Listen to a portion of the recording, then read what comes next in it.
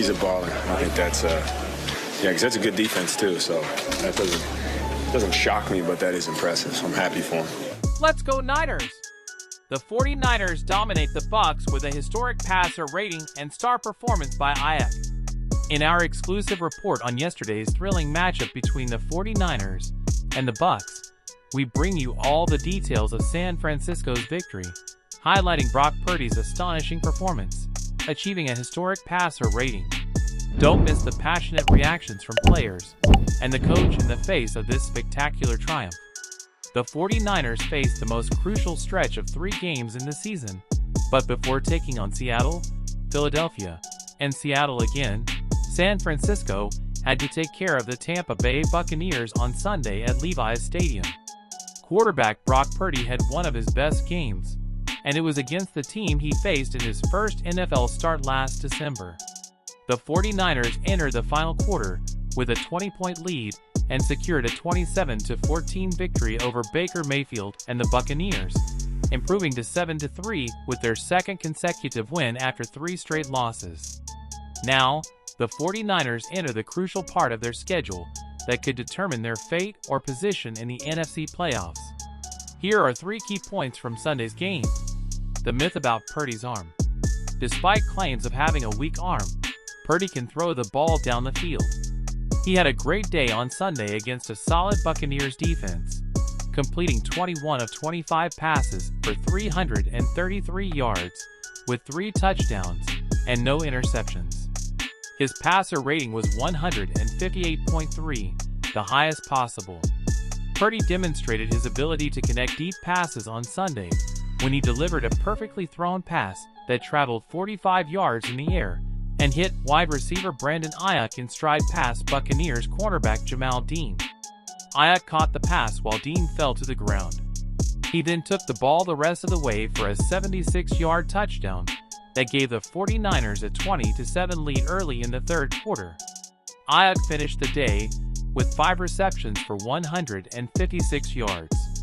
Purdy entered Week 11 as the NFL's top quarterback in connecting on passes of 20 yards or more, with a record of 20 of 30 for 568 yards, with 6 touchdowns and no interceptions on deep passes, according to PFF.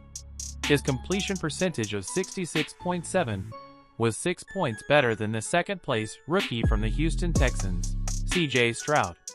To compare, the star Patrick Mahomes of the Kansas City Chiefs entered the week connecting on only 12 of 36 attempts on passes of 20 yards or more. Purdy's first start was last season against Tampa Bay.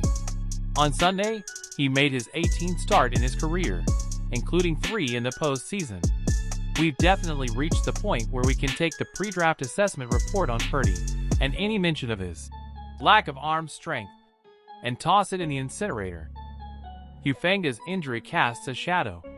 Safety Talanoa Hufanga suffered a non-contact injury to his right knee in the third quarter and was transported from the sideline to the locker room.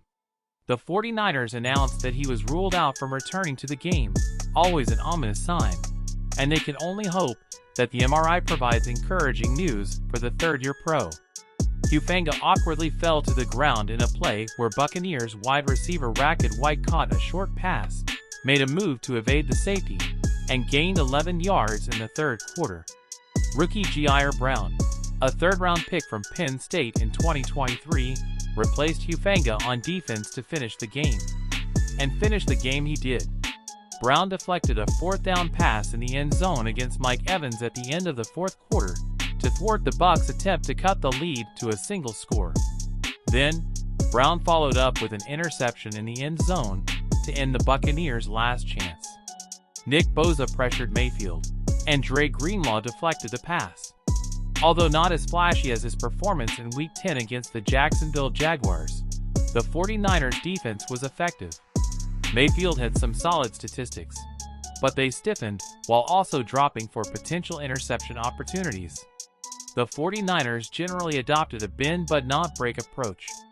For the second consecutive game, the 49ers moved cornerback Deommodore Lenoir inside to play as a nickel cornerback in passing situations, with Ambry Thomas entering the game to take Lenoir's place on the outside. The McCaffrey-Mitchell combination. It certainly won't become a running back by committee approach, but the 49ers made an effort on Sunday to involve Elijah Mitchell in the first half. Christian McCaffrey had a solid day playing most of the game, carrying the ball 21 times for 78 yards and catching 5 passes for 25 yards and a touchdown. But McCaffrey is not the only running back on the roster. Remember, Mitchell has been very productive for the 49ers when he's been on the field. His issue, however, is that he hasn't been able to stay healthy for extended periods. In the game's third series, Mitchell started and had 3 consecutive carries. He finished with 4 carries for 24 yards in a series where San Francisco moved the ball 46 yards in 9 plays.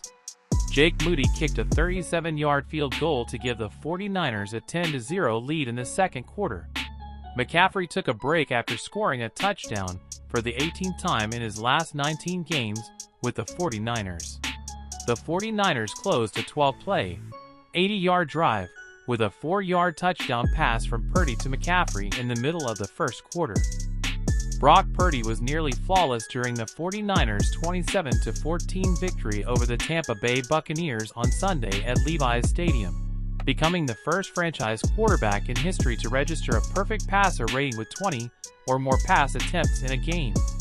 Purdy's passer rating of 158.3 in the win over Tampa Bay marked the first time a 49ers quarterback finished a game with a perfect passer rating since Hall of Famer Joe Montana did so during a 45-3 rout of the Atlanta Falcons in Week 10 of the 1989 season.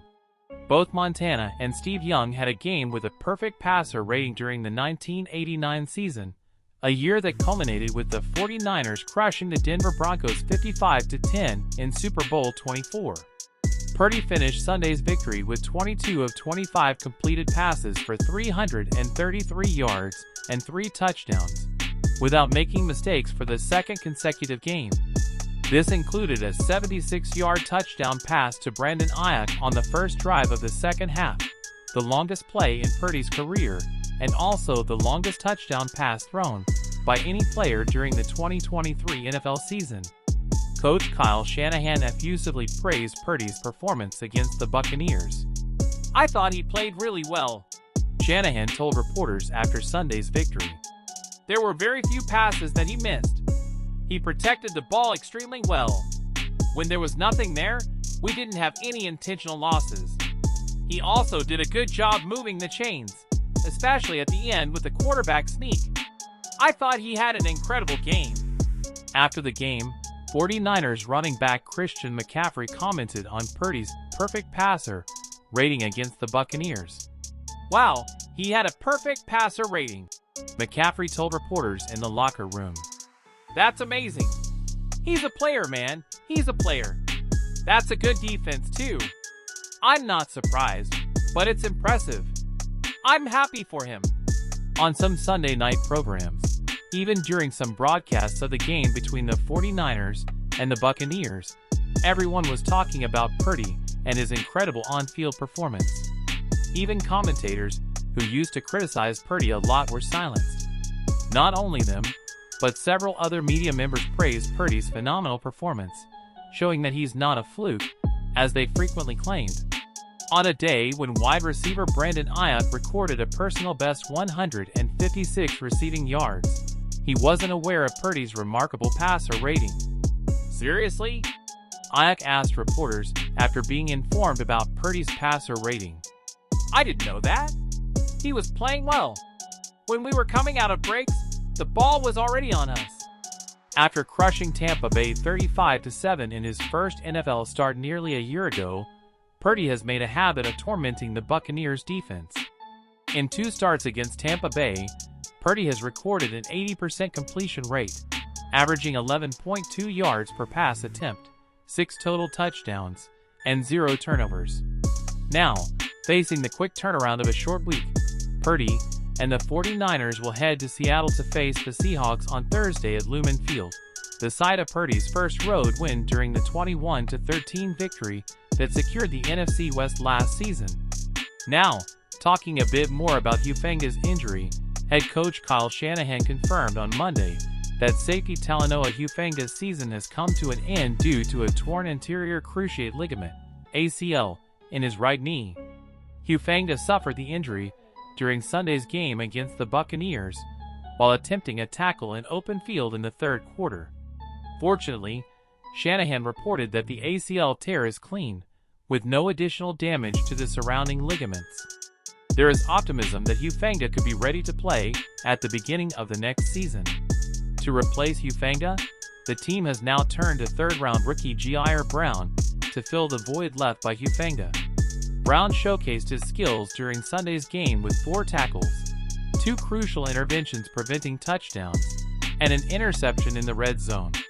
Thank you for joining us on this exciting journey through the world of the San Francisco 49ers. We are thrilled about what the future holds and look forward to sharing it with you.